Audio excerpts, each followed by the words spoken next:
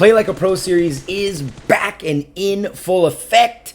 What's going on, guys? This is Riggs and welcome back to the channel. By far the most popular series on the channel. I know it's been a very long time since we have done our very last feature.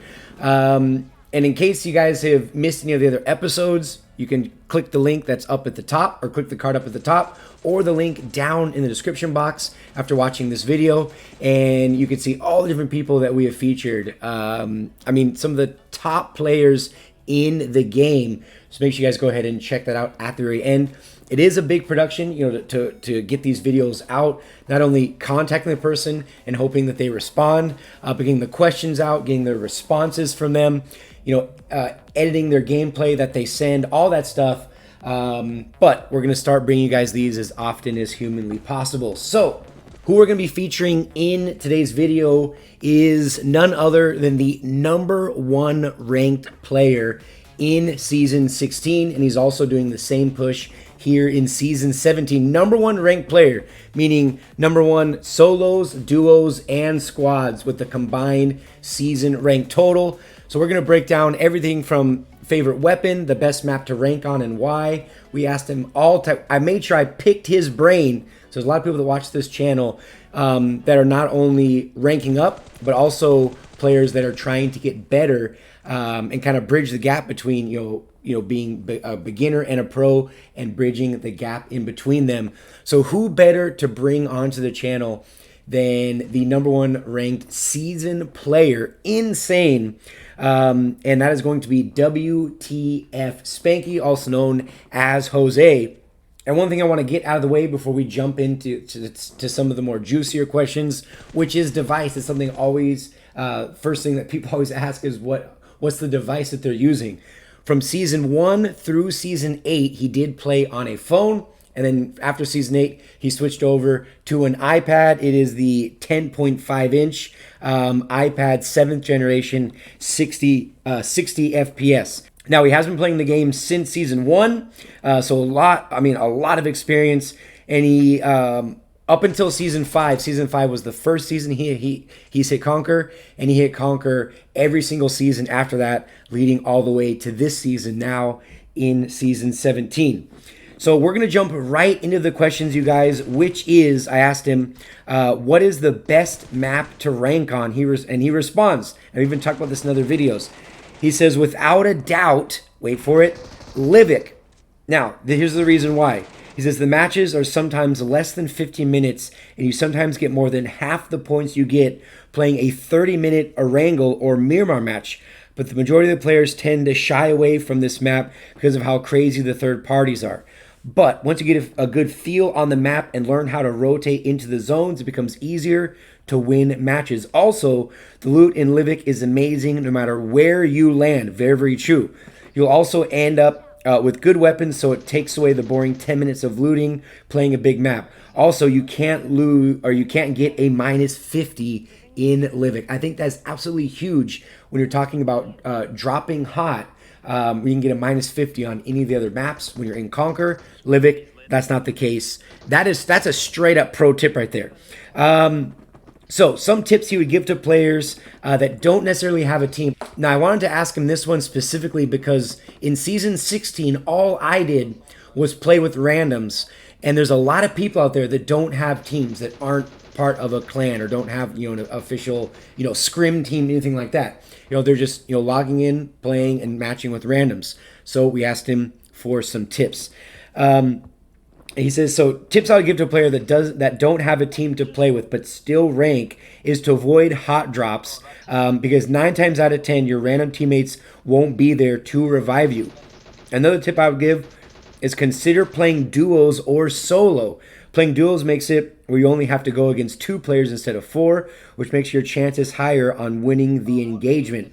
And solos is self-explanatory. You only have to go against 1 player. Now, I always make sure I ask, you know, the people we feature about their loadouts, what their favorite loadouts are, their scopes, attachments, all that good stuff. He says, my ideal loadout when I'm playing is a DP28 and an SMG, or the M1014 which is the shotgun that's only featured on the Livik map. He says if I can't find, he uses that shotgun if he can't find an SMG. But the DP28 is a must. The DP28, in my opinion, is the best gun to use with a 4X because of how accurate it is, and the damage base is super powerful. So not only for Livik, but also if you're playing on a Wrangle, this will also go for you. The M1014 shotgun is the squad wiper because it takes one hit to knock out an enemy, and the reload time is good even without the bullet loops. Also, these weapons do not require a lot of attachments, so they are ready to go when you pick them up. Now I asked him, because he was #1 season ranked player, solos, duos, squads, I asked him the difference in what the hardest mode is to play and all that. So he says the hardest mode in the game, in my opinion, is duos because of how sweaty the players can be. Most times when I'm playing duos, both players on the team are really good. Also, duos is the hardest because most players play duos because they're ranking, which makes it more, he says, quote-unquote, campy. On the other hand, squads, there's more squads who just play for fun and squads who split apart. Not to mention the point system in duos is still broken, meaning you don't get as many points in duos. Also, more hackers tend to play duos, which makes it even harder to rank on. He says, for squads, the tip I would give is to play with at least 2 players who have the same goal as you do. That way you guys are on the same page. For duos, I would say is to get a partner with a mic. Mic is crucial. That way you guys can give call outs much faster than just typing.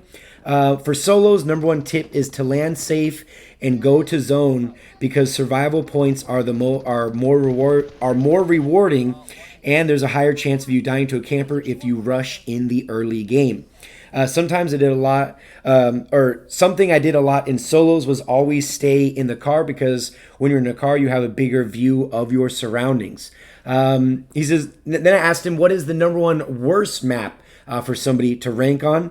Here's his response. He says, in my opinion, the worst map to play on is Sonok when ranking. Although it's very fun to play if you're not ranking, but the total opposite if you are, mainly because there's a lot of grass and trees and rocks that make it so much harder to spot enemies.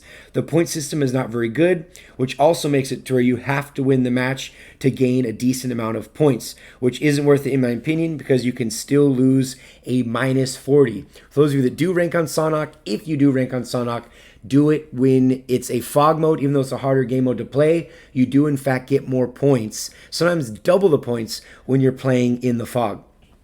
Now this is a big one, and it has something we've been featuring a little bit on the channel, which has to do with hackers and how he engages or doesn't engage when he comes across a hacker. He says, the way I deal with hackers is to take a look at the top 100 list in leaderboards and see the player's stats and try to remember names of players who have sus stats or suspicious stats. Every time I join a match, I look around to see if I see any familiar names with those matching those suspicious statistics. If I cannot see them in the lobby, I always pay attention to the kill feed, see if anyone is sus, and if we think someone is hacking, our playstyle turns into more of a passive game style. It's just not worth it losing hard-earned points to a hacker, which sometimes takes hours to gain back the points you lose. Then five tips that he would give to a player who wants to improve in the game is to buy a good headset. That's tip #1. So I know a lot of players who can't tell where the enemies are coming from and end up dying to the enemies. Another tip I'd give is to start using finger sleeves, or AKA claw socks. It makes the screen a lot smoother, and if you have sweaty hands, it makes it to where you don't have that problem as much. The third tip I would give is to never be in a position where you can get knocked and not revived easily. This way you don't put your teammates in danger when they try to revive you. The fourth tip is to give good communication to your team, like calling out enemies, rotating cars, making flares, etc. The way you guys can improve as a team, and slowly you will improve because things will come naturally. A fifth tip I would give is to always play at least 2 domination matches or more before playing a classic match. For example, as a warm-up. This way you are warmed up enough so when you face an enemy in classics, your reaction time will be on point. So there you guys have it. WTF Jose, also known as Spanky, as you guys saw in the screenshots, season ranked #1. And he's trying to go for the exact same thing here in season 17. The Play Like a Pro series is back, and I want to give Spanky a huge shout out, for not only providing the gameplay, but also responding to the questions, being on point. And he doesn't have a YouTube channel. He's not live streaming. He does have an Instagram. You guys want to check him out? I can't because I'm banned from Instagram. But if you guys want to check him out, he literally wanted to do this in order to help all the viewers and to kind of kickstart and bring back the Play Like a Pro series. But it's just at WTF Spanky is where you can find him on Instagram. So huge shouts to him, for providing this incredible insight from the #1 ranked player in for last season. Hopefully you guys enjoyed it. Let me know who you want to see featured next in the Play Like a Pro series. Make sure you guys go ahead and leave a like, subscribe to the channel if you would like to. But until the very next one, this has been Riggs from Riggs Gaming.